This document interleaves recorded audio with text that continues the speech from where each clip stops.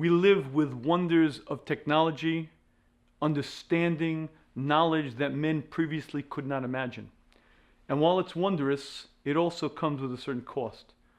There's a certain cavalier attitude, there's a certain accustomedness we have to this sort of information that takes away its impact.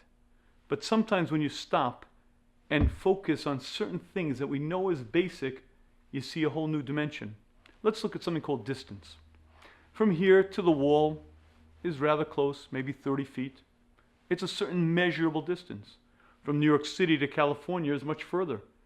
It's 3,000 miles. You get on a jet that's flying at 500 miles an hour, it still takes you 6 hours because it's a vast distance.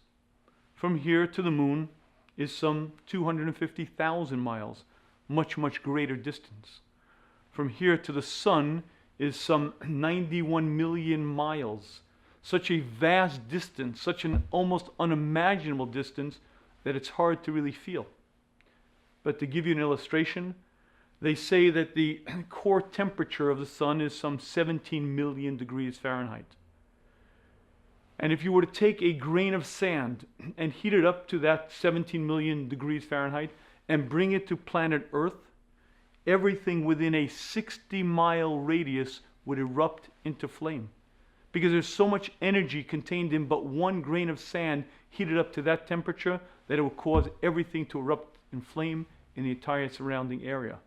But because the sun is so far distant, so far away, the light has a chance to dissipate, but some 2/1000% actually penetrate the atmosphere, hits the earth and turns into energy. So in the spring it's a nice balmy 75 degrees. But because it's so distant, the energy has a chance to dissipate. Let's imagine for a minute it was a bit closer. Let's say it was 45 million degrees. Well, as you know, rock tends to melt at 4,000 degrees Fahrenheit, and life on this planet would cease to exist. But because it's 91 or 93 million miles, depending on the season, there's such a vast distance that the energy gets a chance to expand, fall away, and just the right temperature is kept on planet Earth. But when you discuss real distances in space, you no longer can measure them with simple things like miles. For instance, from here to Alpha Centauri, the closest star, if you were to measure it in miles, it becomes so cumbersome that it becomes almost meaningless. So science then reverts to a different system. They revert to the speed of light. Light travels at 186,000 miles a second. If you multiply the seconds times 60 in a minute, times 60 in an hour, times 24, you now have a scale of measure. If you measure from the Earth to the moon, 1¼ seconds. That's how long it takes light to travel. If you measure from the Earth to the sun, some 8 minutes. If you measure from the sun to Alpha Centauri, it takes 4 years. Because light traveling at 186,000 miles a second times the minute, times the hour, times the day, takes 1,500 days to travel. Because there's such a vast expanse between the sun and its nearest neighboring star that it's unimaginable. However, in our Milky Way galaxy, there aren't 2 stars. Scientists estimate that in the Milky Way galaxy, there are approximately 100 billion stars, each one as far apart as the sun to Alpha Centauri, each one with the equivalent energy output of our sun stretched across a vast expanse of unimaginable size. However, when science reverts to parables, to mashalim, then it's time to listen very carefully. If you'd like to know the size of the Milky Way galaxy compared to the known universe, scientists use a parable. Imagine taking a coffee cup and comparing it to the United States of America. Because in the known universe, scientists estimate that there are 100 billion galaxies, each one containing 100 billion stars spread across this wide expanse of 13 billion light years of ever-expanding space. And those facts have very real relevance to us. Because if you imagine the moment before creation, then you understand the wonder of it. If you imagine the moment before and Hashem said, Vayihi, it shall be, and 100 billion galaxies, each containing 100 billion stars, came into existence. And everything that my eye sees and everything that my eye cannot even envision was brought into existence with Hashem's words. And if a person were to contemplate that, if a person were to feel that, they'd feel a sense of awe.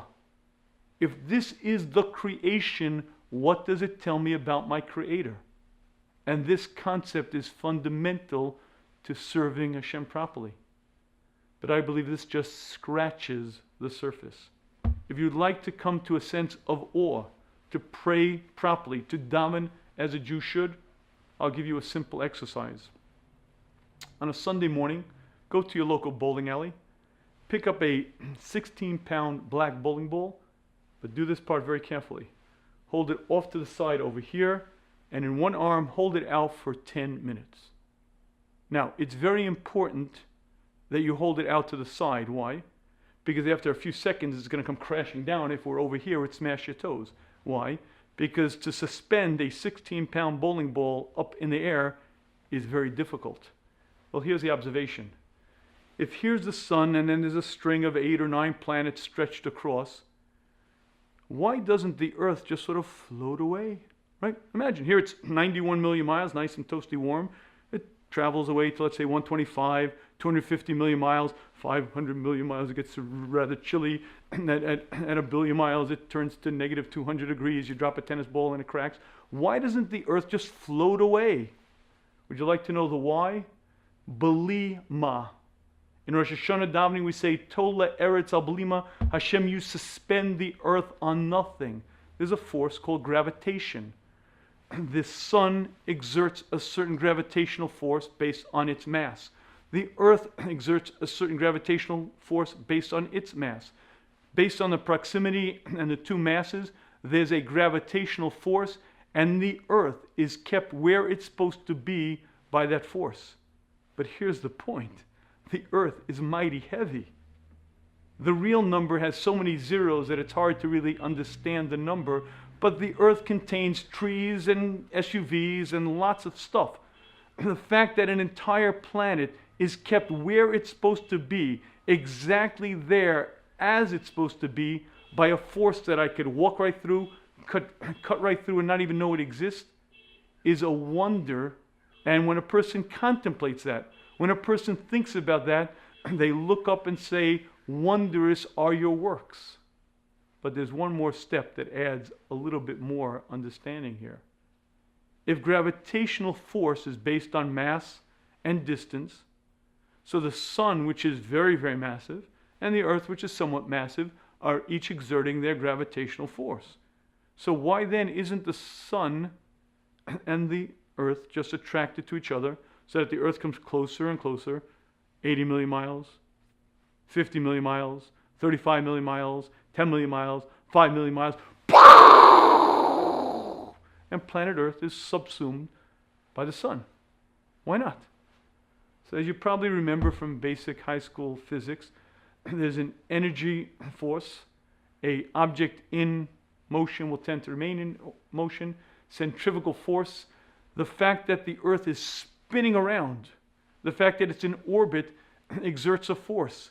And the force of its orbit counteracts the gravitational force. So because it's spinning, there's a force of orbit, and that force counteracts the gravitational force of the Earth. But here's the point. The Earth happens to be spinning at just the right speed. Let's say it was spinning a bit quicker. The orbit would be so strong that it would hurtle it out to space. We'd be billions of miles out there. If the Earth were moving a tad slower, well, then the force would not be strong enough. The gravitational force would overcome it, and it'd be subsumed by the sun. It just so happens to be that the Earth is moving at the exact right pace. But here's the interesting part. Mercury is far less massive than the Earth, but much closer. Jupiter, on the other hand, is far more massive, but much more distant. Each planet has to be moving at the exact right speed so that its orbiting power negates, counteracts the gravitational force. And you have 8 or 9 planets spinning at exactly the right speed so that they remain exactly where they are. But our own little planetary system also has to remain where it belongs. So it too is spinning around at some 600,000 miles an hour. Our local planetary system orbits whipping around the galaxy that we live in.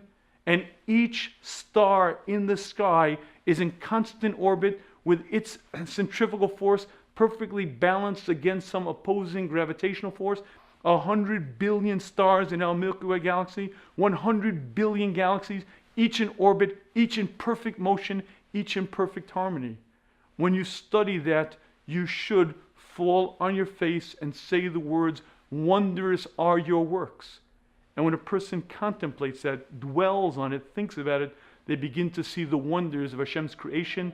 They begin to get an eye glimpse to the majesty of our Creator.